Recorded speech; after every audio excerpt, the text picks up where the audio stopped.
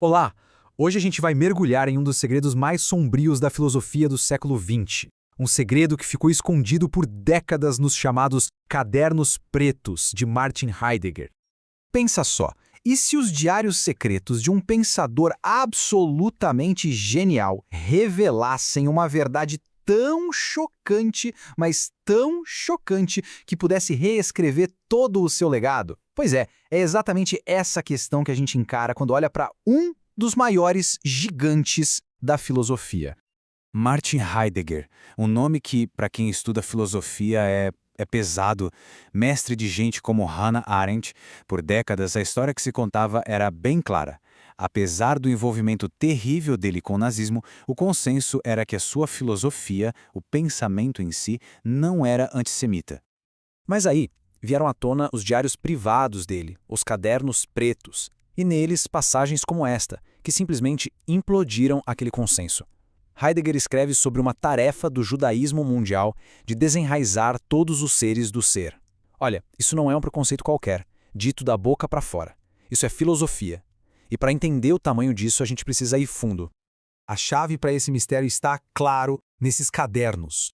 E é fundamental entender, isso aqui não são anotações aleatórias. Eram textos filosóficos, bem acabados, que o próprio Heidegger preparou para serem publicados depois da morte dele. Ele queria que essa parte secreta do seu pensamento fosse conhecida. Para conseguir decifrar essas palavras, a gente precisa entrar no universo de Heidegger. Ele acreditava que a história não era uma bagunça de fatos. Para ele, ela se desenrolava numa paisagem que ele chamava de histórico do ser, quase como um roteiro oculto para o destino da humanidade. E o que seria esse tal de histórico do ser? Imagina a história como uma grande peça de teatro. Heidegger acreditava que existia um roteiro secreto para essa peça, um roteiro que ninguém vê. E quem escrevia esse roteiro era uma força oculta que ele chamava de ser, e essa força dava destinos especiais para certos povos. E essa grande história, na cabeça dele, tinha 3 atos. Primeiro, o começo, um momento glorioso com os gregos antigos. Depois, o fim, que seria a nossa era moderna, que ele via com desprezo, uma era de maquinação, um mundo técnico, calculista, sem alma. E por fim, a esperança dele de um outro começo, um destino novo que ele acreditava estar reservado para o povo alemão. Nesse drama cósmico, cada povo tinha um papel. Os gregos, os alemães, os romanos, mas o que os cadernos revelaram, de uma forma devastadora, é que os judeus não eram só mais um ator nesse palco. Eles receberam um papel central e, assim, profundamente sinistro nessa história toda. Então, a pergunta de $1 milhão é: como os judeus se encaixam nessa história? O filósofo Peter Trauny, que foi o editor dos Cadernos Pretos, analisou essas passagens e identificou 3 formas bem diferentes de antissemitismo no pensamento de Heidegger. O que o Trauny mostra é que o antissemitismo de Heidegger não era um preconceito pessoal, uma coisa à parte. Era algo muito mais profundo, um antissemitismo histórico do ser, uma peça fundamental na engrenagem filosófica dele. Vamos dar uma olhada nos 3 tipos que ele identificou. O primeiro tipo é o judeu calculista. Heidegger pega aquele estereótipo do judeu que é bom com finanças e eleva isso a um nível filosófico. Para ele, essa habilidade em calcular era a própria encarnação da tal maquinação moderna, o que tornaria o judaísmo algo sem mundo, desenraizado por natureza. E aqui a teoria vira uma traição pessoal e brutal. Heidegger usou essa mesma lógica com um homem que foi seu grande mestre, o brilhante filósofo judeu Edmund Husserl. Ele chegou a escrever que a filosofia de Husserl era limitada e incapaz de tomar decisões essenciais, simplesmente porque ele pertencia a essa raça. O segundo tipo é o judeu racial. E aqui, a ginástica mental que Heidegger faz é impressionante. Ele afirma que os judeus foram, na verdade, os pioneiros do pensamento racial, que eles vivem, segundo o princípio da raça, há mais tempo que qualquer outro povo. Ou seja, na visão dele, eles seriam os precursores da maquinação moderna. A lógica por trás disso é absolutamente torta, como dá para ver nesta citação. Ele diz que, justamente por viverem pelo princípio da raça, os judeus resistem quando outros o aplicam. É uma inversão perversa. Ele os acusa de serem os autores do racismo, para depois acusá-los de hipocrisia por se oporem ao nazismo. O terceiro tipo, talvez seja o mais sinistro de todos, porque ele ecoa direto as teorias da conspiração mais venenosas que existem. É o judeu sem raízes.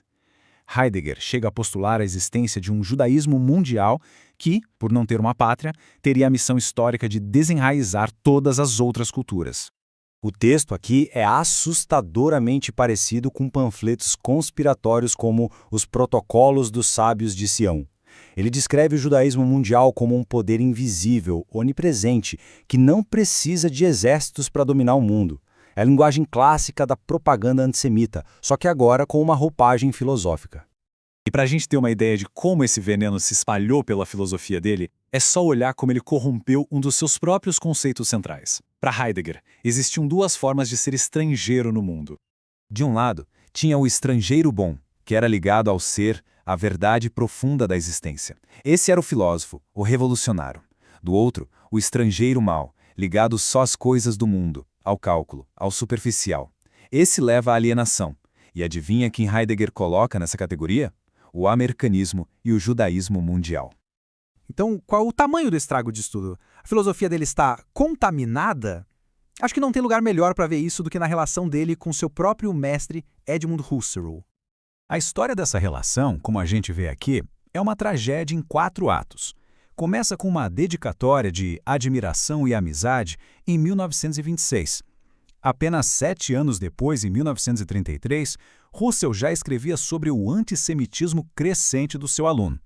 E o ato final, em 1939, é a demolição completa do legado do mestre, reduzindo-o à sua raça. É exatamente a isso que Peter Traune chama de contaminação.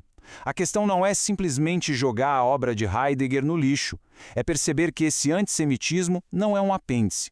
É um vírus que infecta o sistema todo, nos forçando a reler conceitos que pareciam neutros, como pátria ou enraizamento, com um olhar completamente novo e terrível. O que nos leva, claro, à pergunta final. Com tudo isso na mesa, qual é o legado de Heidegger? Como a gente lida com um pensamento que é, ao mesmo tempo, tão profundo e tão perturbador? Traune oferece uma conclusão poderosa.